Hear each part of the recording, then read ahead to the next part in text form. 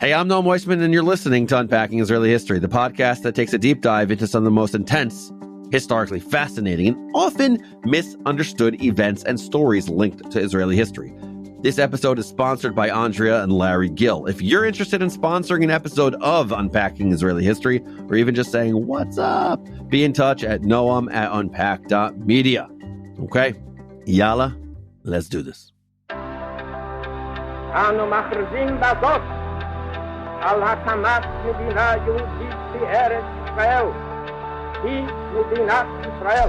We, the people of Israel, are prepared and anxious to meet the representatives of our neighbors without any preconditions. There are people in Israel and elsewhere say it's impossible to make peace between the Arabs and Israel or the Jewish people. I think they are wrong. This episode is going to be a little bit different than other episodes, okay? It's going to be a little bit different. And earlier this week, the Times of Israel ran an article titled, "I'm tired of living through history." And as I've said once or twice or 100 times before, there's a reason that may you live in interesting times is considered a curse. And listen, I get it. Living through history can be terrifying. It means sitting in a bomb shelter for hours on end, listening to the impact of ICBMs whistling through the air from nearly 1,000 miles away, sent by a government that is considered tyrannical by many, that has no problem murdering its own people, and even less problem murdering you. It means turning on your phone after a Jewish holiday and seeing that all your worst nightmares have come to life. That the massive terrorist attack you heard about in synagogue that morning didn't kill 10 people or 30 or 100, that instead more than 1,000 Israelis are dead, that hundreds more have been dragged into captivity, and everything you knew about yourself and your Judaism and your Zionism has been shaken to the core. Living through history means looking for the adult in the room to tell you what to do next, what this means, what's going to happen, and realizing there aren't any adults in the room. Realizing that, to quote an amazing book title, this is real and you are completely unprepared. And any illusion you may have had of being in control is exactly that, an illusion. Living through history, it turns out, mostly means being scared and confused. So I get it. I get that headline, especially for Israelis. Who wouldn't be tired of living through history if history means that you run into a bomb shelter every few hours? The toddlers in your arms screaming in confused exhaustion. Your phone pinging endlessly with texts from well-meaning friends and family and colleagues asking, "Are you okay?" No, you're not okay. You're freaking exhausted. The Jewish people are exhausted. Israelis are exhausted. Living through history is exhausting. And it's also exhilarating. The Haggadah, the book that the Jewish people read every single Passover, tells us that in every generation, each person must see themselves as though they're the ones liberated from Egypt. It is a beautiful idea. And I used to wonder as a kid what it would have been like to trod through the parted waters of the Sea of Reeds, feet blistered and aching, as Pharaoh's armies waded, snarling on the shore, only to be swallowed as the walls of the sea rushed back together once all the Israelites were safely through. But I think I know now what that was like. I think we all do. I think we're living through it. I imagine this is the sort of exhilaration that our ancestors felt all those thousands of years ago, when instead of a genocide, the Jews of the Achaemenid Empire got a celebration, a national rebirth, days of feasting and dancing and laughing and joy. And when just a couple of generations later, Cyrus the Great told those exiled Jews, "Hey, it's chill, go back to Jerusalem, rebuild your temple, do your thing." We tell the same stories of Jewish liberation every year. That's the theme of holidays like Passover and Purim and Hanukkah. And that's what I want to talk about today. This isn't going to be your usual episode of Unpacking Israeli History, like I said. It's going to be more meditative, maybe a bit more musing. We're going to give you context and facts and quotes from historians. I want you to hear them. We're still going to unpack what the heck is happening right now as best as we can, as reality is reconfigured around us, second by second. And we're still going to respond to questions from listeners, many of whom have written in over the past couple of days asking us, what's going on? Why is this happening now? We're still going to address the misconceptions put forth by the Candace Owens of the world, the Code Pinks and the Greta Thunbergs, the Dave Smiths and the Daryl Coopers, the Mehdi Hassans and the Bassem Youssefs, as well as all the well-meaning but ignorant extreme leftists and extreme rightists who for some reason still listen to them. I'd love to ignore that passel of bozos, by the way. It's not nice to call people names, but when they're talking about Israel, they're just not talking about it in a centered way, in a way that is reflective, in a way that is credible. I would love to dispense with their deranged fantasies of what Zionism is by quoting David Ben-Gurion's epically dismissive adage, "It doesn't matter what the non-Jews say, it matters what the Jews do." And I believe that. In the sweeping of history, deranged conspiracy theorists like the crack team of top minds I've just named are utterly irrelevant. Their words mean nothing. They will be swallowed by history, and in 1,000 years, they will be less than a footnote in the epic history of the Jewish people and world history. After all, we don't remember the petty pundits of the Neo-Babylonian Empire, nor the sassy political commentators of Rome, nor the average Nazi-sympathizing columnists of Der Stürmer. And yes, in my version of history, the Assyrians and Neo-Babylonians and Romans for sure had the ancient world equivalent of so-called public intellectuals posting their anti-Semitic think pieces about how the Jews have too much power and quashing their nation state is a good idea actually. But, as tempted as I am not to engage with the Twitter X crowd posting wild fantasies about how Israel is losing and Zionism is evil, they still somehow command the world's attention. They do, to the tune of tens of millions, maybe billions. And it's my job as a guy that tells the story of Israel, the history of Zionism, to do something about that. As the great American historian Carl Becker once wrote, the kind of history that has the most influence upon the life of the community and the course of events is the history that common people carry around in their heads. Did you hear that? It's the history that people carry in their heads. Whether we like it or not, the Mehdi Hassans and the Tucker Carlsons and various TikTok historians, in quotes, have shaped the public discourse. They help to create the story that lives in people's heads. Maybe it's even in your head. The one that says, I'm not effing dying for Israel. The one that says Zionism is racism and Nazism and expansionism and just all around evil. It's neocolonialism. It's warmongering. It's the reason innocent Palestinians and Lebanese and Syrians and now Iranians are suffering. Heck, some of the people that carry around that story have even left us charming reviews on Apple Podcasts. Dig around, you'll find them. I hope they give you a good chuckle like they did for us. But these people and their misconceptions also remind us of our purpose, our holy work, and that is to update the story that lives in people's heads. That's what we're trying to do. Update the story that lives in people's heads, to add a layer to everyone's thinking, to deepen and enrich it with context and history and facts. These things matter. And so today we're not going to give you a minute-by-minute update of what's happening in this war. That's not what we do here. There are 1,000 podcasts that do that. Instead, we're going to zoom out a little. We're going to go big picture. And we're going to remember that the Jewish people are not just living through history. We are writing it, which is the entire promise of Zionism. To be a people in charge of our own destiny. To be the subject and not the object of history. I know we are exhausted. I know our heads are spinning and our attention span is shot. I know the endless updates and the second-by-second changes and the constant uncertainty are all terrifying and confusing and often tragic. But they are the price of writing our history, rather than having it be written for us.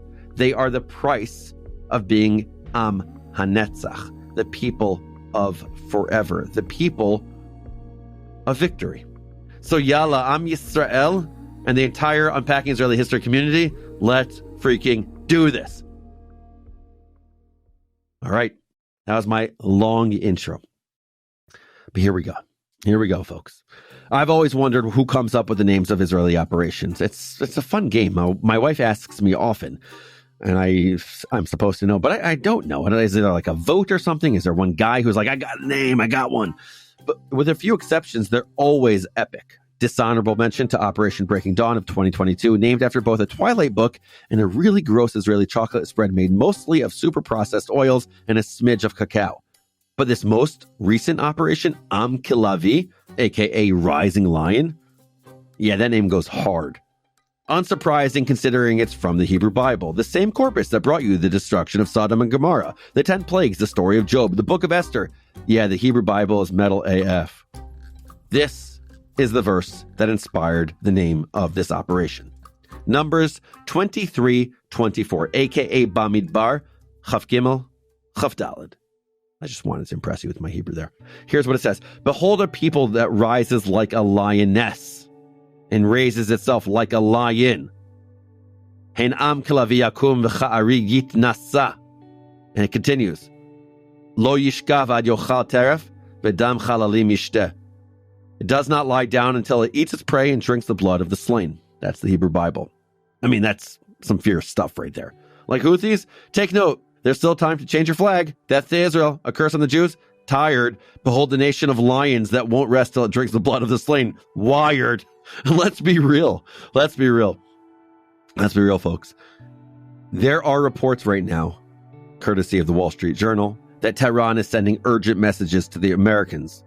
Messages like, yo, we're ready to negotiate. Can you call off Israel? The headline reads, a battered Iran signals it wants to de-escalate hostilities with Israel and negotiate. Israel's response has been, lol. The Ayatollah had time to negotiate. He did. Decades to negotiate. He spent it, though, tweeting things like, the United States is a definite accomplice in the crimes of the Zionist regime, June 5th, 2025, and based on a definite divine decree, the Zionist regime is collapsing, June 4th. He likes the word definite, doesn't he? 24 hours ago, as of this writing, he promised life will definitely become bitter for the Zionists. Definitely, bro. We're definitely shaking in our boots. So in one sense, that line about being a nation of lions that won't rest till it drinks our enemy's blood, well, it's metaphorically feeling kind of true. Though don't at me, anti-Semites, we don't literally drink blood. It's a metaphor deployed for effect. It's in the Hebrew Bible. The Jews do not drink anyone's blood. There are no... Stop with the blood libels. It's too much. Too much. You've been doing it for thousands of years. It's enough.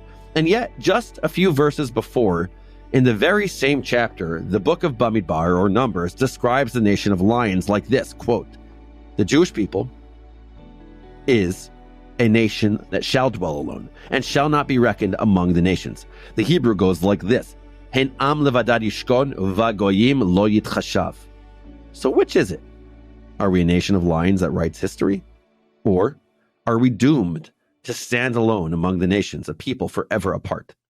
Ask any Jew about Judaism's most central phrase, its essence, and you'll get a lot of different answers. Some will say it's Shema Yisrael, hear, O Israel, the Lord is our God, the Lord is one, right? That's like Judaism in a nutshell. There's one God, and that God is everything. It's like a pledge of allegiance in many ways. Others will say it's love your neighbor as yourself, or in the image of God, man was created. And that's legit. Love, a feel-good, positive version of Judaism, 100%. But if you're asking me, and so many other Zionist thinkers, the biblical verse that most strongly defines what it means to be Jewish is that rather depressing one I just read. We are a nation that dwells alone. For leaders like my main man, Menachem Begin, this was just a fact, which makes sense. His generation's Zionism was shaped by the pogroms of Eastern Europe, the Farhud in Iraq, the Holocaust, by the doors that slammed in the Jewish people's faces as we tried desperately to flee the Nazi inferno, by the ships bearing thousands of refugees and survivors turned away from every port and barred from their homeland. The world stood by during the Holocaust, watching as 6 million Jews went up in smoke. Just a few years later, it stood by and watched once again as the newborn Jewish nation fought 5 countries, 7 armies with its back to the sea. So yeah, for Begin and for that first generation of Israelis, we were always fated to stand alone. But 2 Jews, 3 opinions, right? And so other thinkers disagreed completely. Rabbi Jonathan Sachs of blessed memory warned us of the power of self-fulfilling prophecies. He argued if we define ourselves as a people fated to dwell alone, we will be. And so our job in this world is to resist that conception of ourselves, to reach out our hand to the rest of the world and say, hey, no man is an island, not even the Jew. By the way, that was a nickname that my dad used to say to me. He said, no man is an island. That was a nickname for Noam, like no man is an island. But anyway, so not even the Jew should be alone. It takes courage to think that way. For so much of history, we were alone, and the world can be cruel. To be alone is often to be powerless. All you need to do is open a textbook. Heck, even scroll through our old episodes. We've talked about the price of our aloneness in episodes on the Holocaust, on Kishinev, on the Farhud. We've talked about what it means to live in the city of slaughter, what it was like to be a Jew in Ethiopia, in Yemen, in Poland, in Iran. Zionism was and is a rebellion against all of this. The moment when Jewish people looked at that aloneness and said, if I'm not for me, then who will be for me? The moment the Jewish people decided that we were no longer going to be powerless. The moment the Jewish people understood aloneness as the best reason to be united and to be strong. In the words of the incredible thinker and historian Walter Russell Mead, quote, Zionism is not the triumphant battle cry of a victorious ethnic group, but a weird, crazy, desperate stab at survival. It is a rebellion against powerlessness. It is a promise that even when we are alone, we will not be intimidated. We will not be cowed. We will not be prey. Zionism has multiple strains. It is not one thing. In the words of another historian, Daniel Gordis, quote, Zionism was never a unified or monolithic movement. Even among the passionate Europeans, deep schisms are more the rule than the exception. The problem is that there's no such thing as Zionism, qua-Zionism. There is such a thing as Zionisms. But no matter what version of Zionism you cling to, every single one rests on the fundamental premise that Jews, like all peoples, deserve to be in control of their own destiny. Or as brilliant Jewish thinker Moshe Halbertal put it, quote, Zionism is a movement that aims to deliver the Jews from the historical disgrace of dependence on other entities to determine their fate. That doesn't mean abusing others. It doesn't. It doesn't mean displacing others or being better than them or taking anything from them. It means clawing our way back to an equal playing field. It means not relying on others to save us. It means not apologizing for our existence. It means thumbing our noses at a world that only likes Jews when we're powerless or dead. But too many people don't seem to understand that. As Yuval Noah Harari says, quote, if you think Zionism is racism, then you're basically saying Jews don't deserve to have national feelings. That Germans can, Turks can, Palestinians can, but Jews can't. Sadly, as we know from prior episodes and from, I'm currently gesturing vaguely at everything, too many people do believe Zionism is racism. According to my friends at Boundless, which bills itself as a nonprofit reimagining Israel education, 42% of young people aged 18 to 40 don't really even understand what Zionism is. Side note, love that I, a sprightly 39-year-old, still count as a young person. Take that, creaking joints.